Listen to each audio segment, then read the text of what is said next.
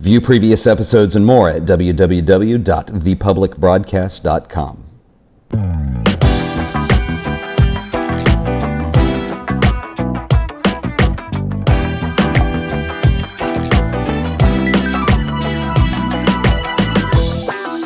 Welcome to The Art of Photography. I'm Ted Forbes. Today we're going to talk some more about compositional technique. Now back in December we did an episode, it was episode 5, and I outlined in that episode the rule of thirds. And since then I've gotten a lot of emails from people and a lot of really good response from photographers saying that they would really like more of this kind of thing.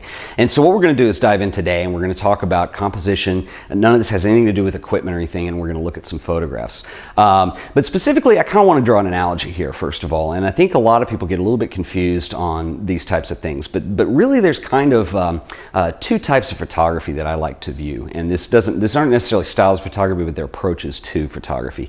And you know, being a former musician myself, I'm going to make this analogy of photography to jazz music.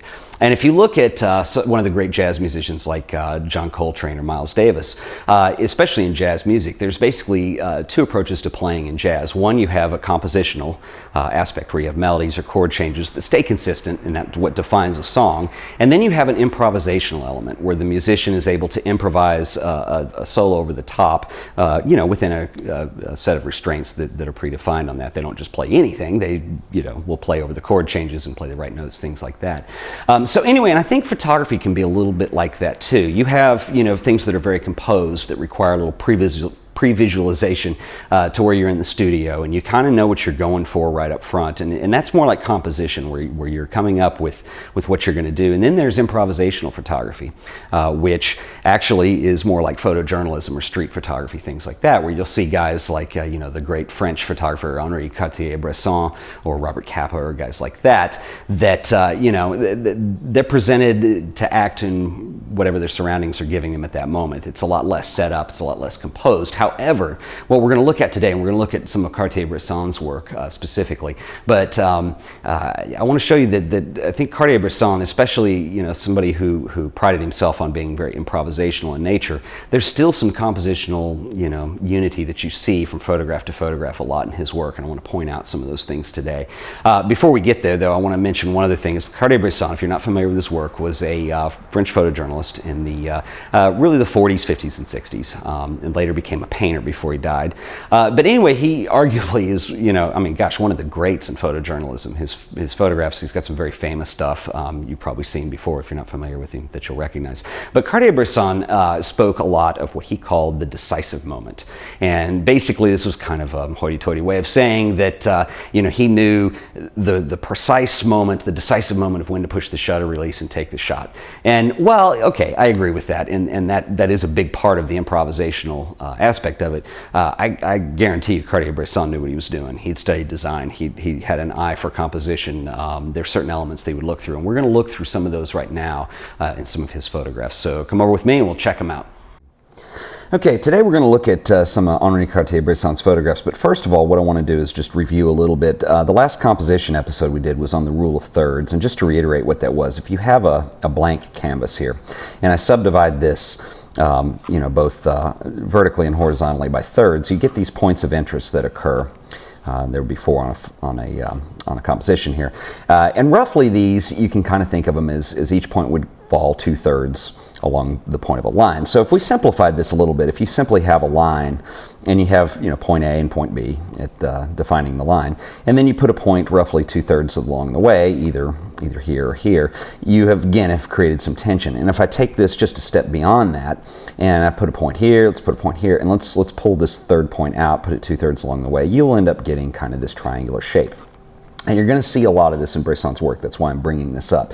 Now, Henri Cartier-Bresson was trained as a painter, and he was trained specifically in, you know, kind of a traditional Renaissance style. Later became a photographer, and you know, although he claimed that, you know, a lot of his stuff was spontaneous and the decisive moment notion, you know, I can't help but think, you know, from an improvisational standpoint, certainly he probably was improvising, but a lot of these compositional aspects, you know, certainly come through in his work, and we're going to see that here.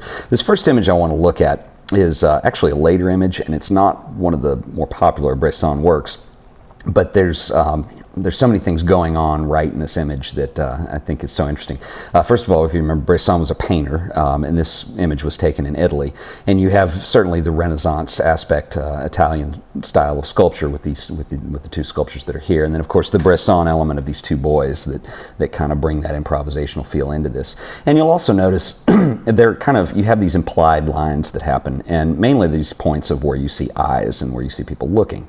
And so obviously this statue would be looking down at the boys, and then you see the interplay between this and the boys, and then this third line implied here, which would indicate your triangle, again, with the golden ratio here, are these points of interest. A lot of times this is called the golden mean, and we'll explain that shortly. But anyway, that's what you have going on there. Also, it's no coincidence that these kids here fall. Again, if I subdivide both vertically and horizontally, you have your golden section down here, of which your point of interest is falling. So again, one of the things that compositionally, this is really a study in composition that in simplicity that make that happen.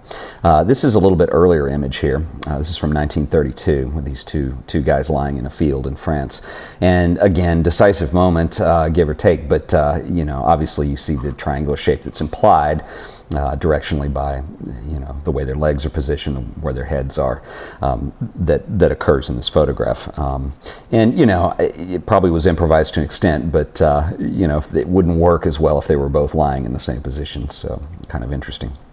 Another one from 1932. This is a famous Bresson photograph of these two gentlemen looking through this piece of canvas at something on the other side.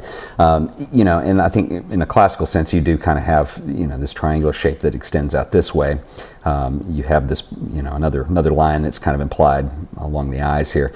And then, but I think most of the tension here actually happens between the fact that these two, you have the human face so close to this thing that you can't see through. That certainly creates a lot of attention as well. And then also this gentleman over here on this, this right third division, if you will, where you have the golden mean right on his head, the point of interest. Obviously the way he's dressed too. People don't dress like this anymore. So a lot of these photos really have this nostalgic quality of a time and a place that you don't capture these days in street photography. And I think that adds a lot to these images, a lot of that feel, but obviously brilliant photograph. We have another one here. You can see the point of interest. This is interesting to me too, because you have this crowd. There's a zillion people in here, but the guy who stands out that holds your point of interest is this character down at the bottom who's got the military clothes on with this big white beard, obviously standing out. So this is a point of interest. You obviously have also this implied triangular shape too. You have a line kind of over here. I think arguably you have contrast between the people with darker clothing and the photographer down here in the white outfit, kind of touristy looking, and then somewhat over here where these guards are all gathered. And again, you would have kind of this triangular point of interest. Now, another thing that's interesting about this image too is if you look at the horizon line back here, it's not straight at all. The camera was not straight in this shot, but it is lined up with the gentleman in the middle where your point of interest is. And my point in telling you this is this composition is so strong you don't notice the horizon being off because all these other elements are in place. So it kind of takes care of itself in that regard. And I think this is one of the things that Bresson was so natural at. Again, you can see the obvious symmetry that's set up, the triangular, with your vanishing point, horizon lines is, basic design stuff, and you have the symmetry that's set up. And obviously, you would think at first your focal point is right here, dead square in the middle of the photograph, but it's not, because you have the gentleman who's speaking at this crowd, who's off center over here, and this almost the right third over here, actually on this point of interest to the intersecting golden mean, if you will, which actually draws you away from that. So you have a tension that is created compositionally without being too much. It obviously retains a sense of simplicity that I think is important to this photo as well. We have another one. This is 1938. This is a little more complex. And this, I would say, is total decisive moment at its finest, where you have this gentleman down here again on the lower intersecting third here in this golden section who's kissing the cardinal's hand.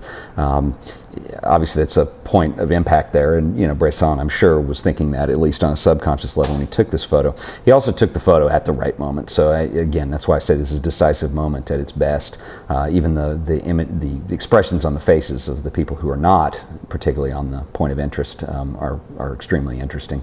But you also, again, if you look at direction with eyes and things like that, you have implied kind of triangular shapes that happen within the composition. You obviously have another one kind of tighter here. So anyway, there's like I said, there's so much going on in here that is so beautiful that I think this, in my opinion, is Bresson at his best. Very improvisational, not too compositional, but at the same time has all those elements that make it a great photo. And if you've ever shot photos in crowds before, they can be tricky to get anything that makes any sense, just because getting simplicity with so many people is so difficult. Also, you'll notice the depth of field. Your point of focus is down here, and he has this set at an aperture probably 5.6, something 4, somewhere in there, f4, to where you start to get blurred out in the back. But it's not too much. It's not razor sharp depth of field by any means, but it's perfect for the image. Anyway, we'll move on. This is a later image. This is 1953 in Paris, I believe. And you have obviously your point of interest down here. There's another rule we'll talk about in another episode, the 80-20 rule, where 80% of the meat of your composition is driven by 20% of the actual composition. You can see that most of the activity that draws your eye is down here in the bottom 20% of, or at least the bottom third of this photograph. Specifically, the couple that's sitting here embracing, looking out in this wonderful view. And then you also, if you consider that as a point, and you kind of have this triangular motion that is kind of defined also by the young schoolgirls that are in the front. You're going to see this in Bresson's work too, but you also kind of have a lot of these arcs that occur down here, if you were to take a compass and draw on it.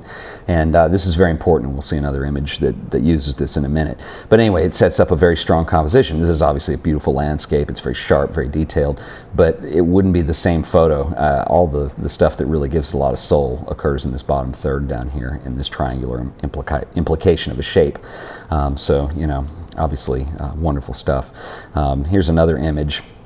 This is even simpler, where you simply have this line that's implied by the boats, which divides your canvas into kind of, 2/3, 1/3, but not horizontally or vertically in a strict fashion. Obviously, you have the horizon here that does imply it as well, but that's not your major focal point on here. Your major focal point is these boats. Again, the contrast, the water is very light in tone. It's very white, and you have these guys on a gray day with heavy coats and hats, and anyway, obviously wonderful. And then finally, I'm going to end on this image. This is one of the more famous Bresson images, and again, I think there's so much going on here that is just wonderful. Obviously, guess what's sitting right on the golden section? Point of interest here is the cyclist. If you subdivide your canvas like this, and here he is right here on this golden section here. And so anyway, also you see the cyclist, there's an implied sense of motion in here as well, which is extremely important. The shutter speed that Bresson used on this photo was perfect. If it were any slower, you might have the cyclist blurred out too much, and you'd start to lose the identity that he is on a bicycle.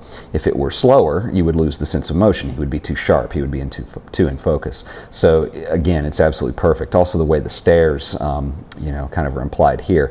You end up with these strong lines that kind of create, this triangular shape. And again, you have your curve along here with the street corner, which again, and there, you could subdivide this further. I mean, this is almost like a nautilus with all the geometry and shape that's going on between the street up here and the stairs and all this.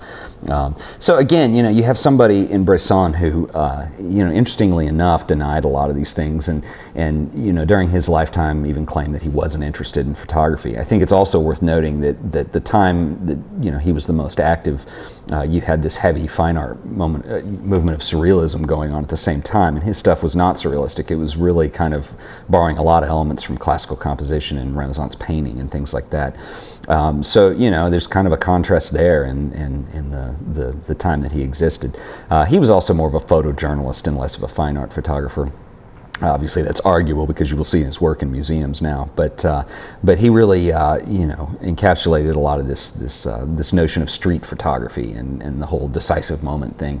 But I think what a lot of people look at is they look at that and they don't realize that Bresson's training, like I keep saying, I think at least on a subconscious level, these compositional elements had to permeate his work. They're way too prevalent, and these compositions depend on having these things in place, as you can see. So anyway, hope that helps. This has been The Art of Photography. Thanks for watching.